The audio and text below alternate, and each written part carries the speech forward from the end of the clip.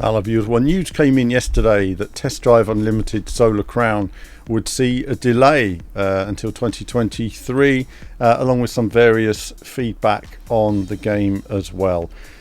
Firstly, I just thought I'd have a little chat about it. I've had a few words on a stream last night, letting my viewers know my initial thoughts. But for me, the first thing is good news. I want the developers to have as long as it takes to make the game as good as it can possibly be, and I look forward to seeing what the developers can bring together on that. I don't want them to rush it. They don't need to rush it. It's not an annual release. Let's get the game right, and they are working tirelessly to put those elements together.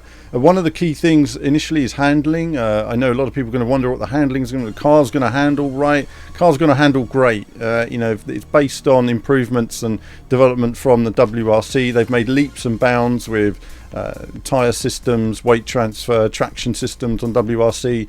It's great to drive. I love driving it, and I'm sure you will love driving it too, especially with these new sports cars. It's going to be different type of handling, different types of tyres, different types of surfaces. I look forward to seeing how everything comes together and gives it all a believable world.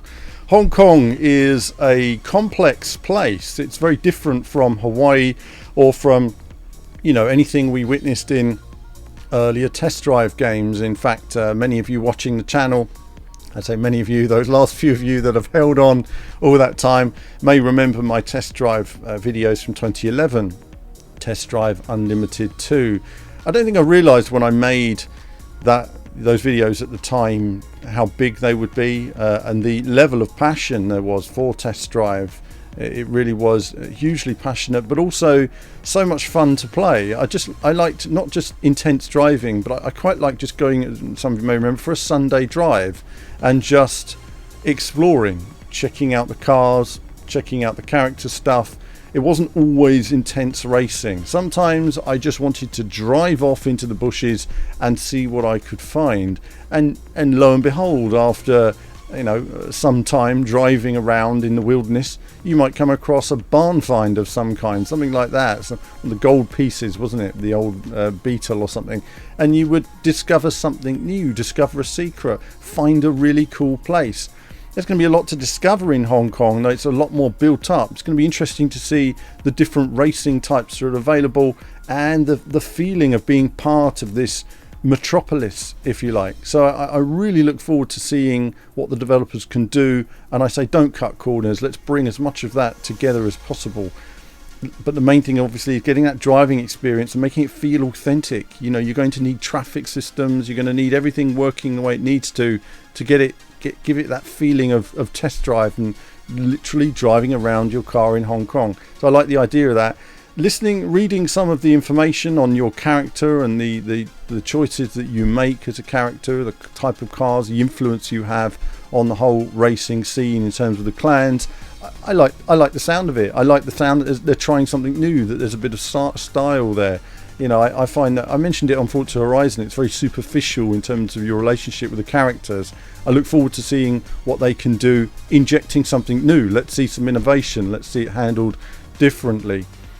There's also a beta test going to be planned. Again, this is essential. I think you need to have a beta test where you get the feedback from the players, you can input to improve the game, and you test online stability, because you can test with your 50 testers in a room and everything works, and then you launch it onto your 5 million players and everything breaks. So you need to have it stress tested. The stressful thing about releasing a beta of any game or in development build is that there's a lot of gamers out there that say, oh, this is it, I don't like the game, I'm never playing it again. There's always that handful of players who just don't get development. And the whole point of development is it's not complete yet. They're still working on things. There are things that are going to be incomplete. There are going to be bugs because it is an early development build.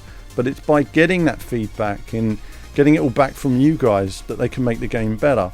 I hope that the developers can take on that feedback, and I hope that they can sift out the good from the bad in terms of the good ideas, the things that are actually going to make it better, and really bring those elements to the fore.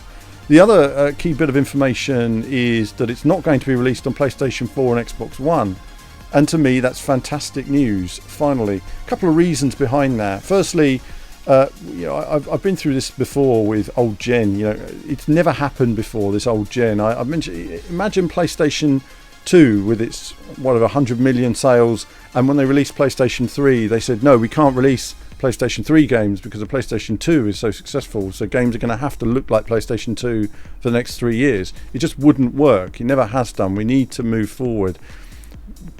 We're seeing with Gran Turismo 7 how there are challenges now. We've seen the physics system seemingly dialed down. The tyre degradation system is a bit more, it seems to move in chunks rather than seamlessly. We're seeing less weather, well, no weather in weekly races, no strategy sometimes in weekly races, or very simple. It's become GT Sport. I think this is where you have two issues. It's not the graphics. People just focus on the graphics. It's the physics, it's the AI, it's all of the other elements that are powering this world. And when you dial that down, it's not just the graphics, it just doesn't work. You have to take something out. And eventually you realise that we've got to take out so much to get it working on PlayStation 4 that we're going to break the whole experience. And this is where, rather than making one whole version of the game for PS5 and making a separate version for Xbox One and PS4, the full focus of the team can be on optimizing the powers of PlayStation 5. I see some people in comments on Twitter thinking that we've already seen the maximum power of PlayStation 5 and Xbox Series X. No, you haven't. We're not even close to maximizing the performance in those systems. You're not even seeing true games that really utilize that performance. This opens up a whole new opportunity for AI and physics simulation and other things beneath the graphics, options beneath the graphics that can make Test Drive a long-term purchase. It's coming out in 2023. This is a game that's going to be around for 5, 6, 7 years. Hardcore play. You want a game that's focused on this generation, not on a console that's 15 to 17 years old at that point. Players have got to move on. And I really do feel that this is going to make for better opportunities for this game for the long term. And many of you, who knows, in 2 or 3 years may get a PlayStation 5 or Xbox Series X if you don't have one already, or you may upgrade your PC and you'll be thankful for that future thinking. It also helps with the developers in terms of their graphics technology and moving forward themselves and really maximising the various systems with weather and everything else that we're going to see on these new systems. I look forward to seeing what they can do with Hong Kong in terms of,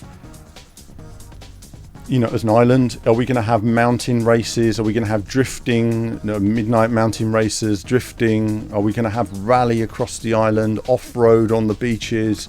I want to see every inch of that place. Are we going to see getaway driving? Everything. I want to see all of it in there, incorporated in terms of what we can do with those races, from closed city street racing like Project Gotham to drifting at night down the mountains to like I say, rally stages, off-road trucks, to sensible city driving, to getaway cars, whatever it is. There's so much opportunity, and I can't wait for you guys to see what these guys have got in store. Let's just remember, it's going to be epic, and I so look forward to playing it myself one day in the future as well. But a few thoughts then. All good.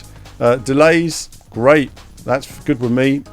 Focusing on the next gen, good news. More power, more performance, more opportunities to make it a great game that runs well. We all know what happened to Cyberpunk. And that's it. Do let me know your thoughts in the comments. How do you feel about it? Are you looking forward to it? What would you like to see in the game?